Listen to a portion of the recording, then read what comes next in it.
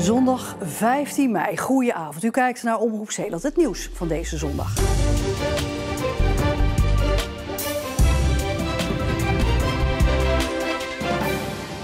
Steiger het Zuiderhoofd, ook wel bekend als het Groot Oud, is beschadigd. En of die hersteld wordt, is nog maar de vraag. Daarom trekt Cultuurbehoud Westkapelle aan de bel. Want Westkapelle zonder Groot Oud, dat bestaat niet. Iedere plaats heeft wel zo zijn monumenten die echt kenmerkend zijn voor die plaats.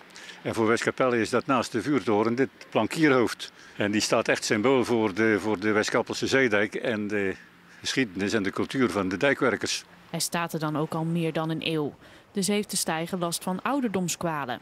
Ook de laatste stormen in februari hebben veel schade aangericht. De loopplanken die zijn er voor een groot gedeelte. Althans aan de achterkant zijn die eraf geslagen.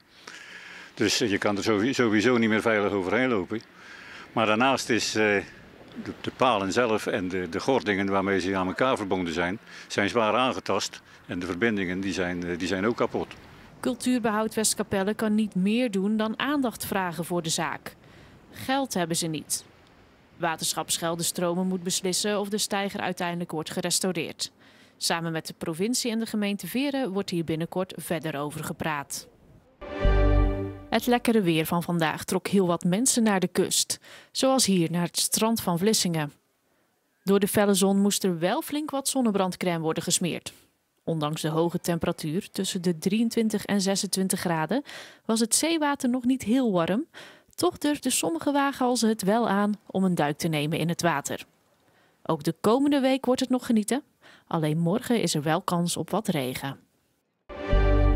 Chevrolets, Land Rovers, Amerikanen, dus de Fiatjes, alles. Helemaal leuk, helemaal leuk. 800 deelnemers, verdeeld over zo'n 300 auto's en brommers. Ze deden vandaag mee aan de Molentocht. Een oldtimerrit van vliegveld Midden-Zeeland naar het centrum van Goes. Niet rechtstreeks natuurlijk, maar via een toeristische route.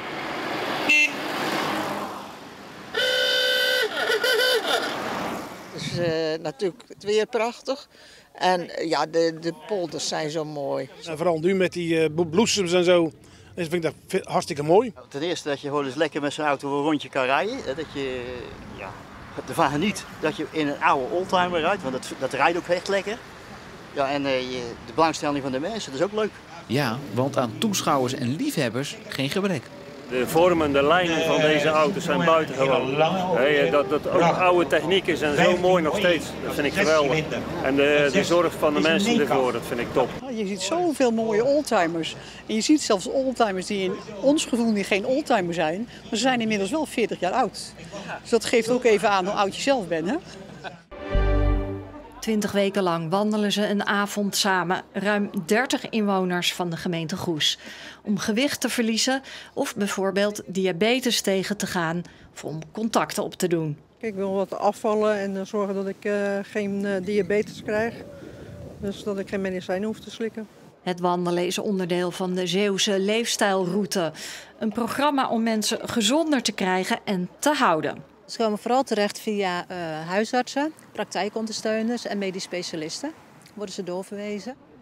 Een aantal van deze wandelaars wordt intensief begeleid om tot een gedragsverandering te komen. Dat gaat met kleine stapjes. Geen koekjes meer bij de koffie. Het is een heel simpel gegeven natuurlijk. Maar als je dat 1 dag kunt, dan kan je het de volgende dag ook.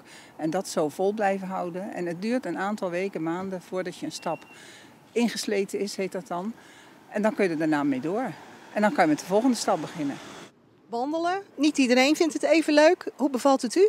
Ja, ik vind het geweldig eigenlijk. Meer contact en buiten, lekker weer. Voornamelijk beter in mijn vel zitten. En die kilostraf, dat is heel leuk. Dat gaat trouwens ook best wel goed eigenlijk. Maatje 38 hoeft niet meer, maar ik wil gezond oud worden. En dat is mijn doel. En voor het overzicht van het Zeeuwse sportnieuws gaan we naar Jan-Jaap Corré. Motocrosser Nancy van de Ven uit Vlissingen is sinds vandaag weer koploper in het wereldkampioenschap motocross bij de vrouwen. Van de Ven won vanmorgen de tweede manche van de WK-wedstrijd op Sardinië en zag concurrente Lin Valk uitvallen. Daardoor heeft Van de Ven na 3 van de 6 wedstrijden nu 12 punten meer dan haar landgenoten. Verder in Omroep Zeeland Sport aandacht voor Kloetingen, dat steeds dichter bij het kampioenschap komt in de eerste klasse en dus kan gaan promoveren naar de hoofdklasse. Gisteren was de wedstrijd tegen SHO en die werd met 3-0 gewonnen door Kloetingen, onder meer door dit doelpunt van Tim de Winter. En de Winter is blijkbaar ook fan van Cristiano Ronaldo. Straks in Omroep Zeeland Sport alle doelpunten en dan hebben we ook nog een samenvatting van Goes tegen Odin 59.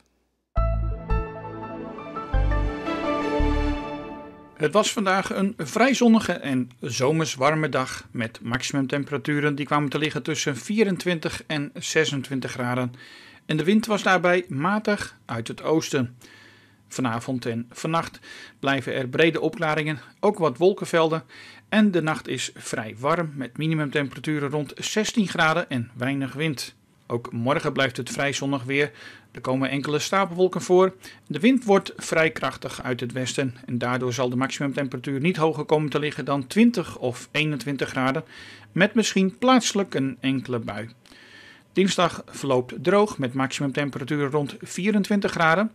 Woensdag kan het zelfs 28 graden worden en dat wordt dan in de avond gevolgd door een enkele bui.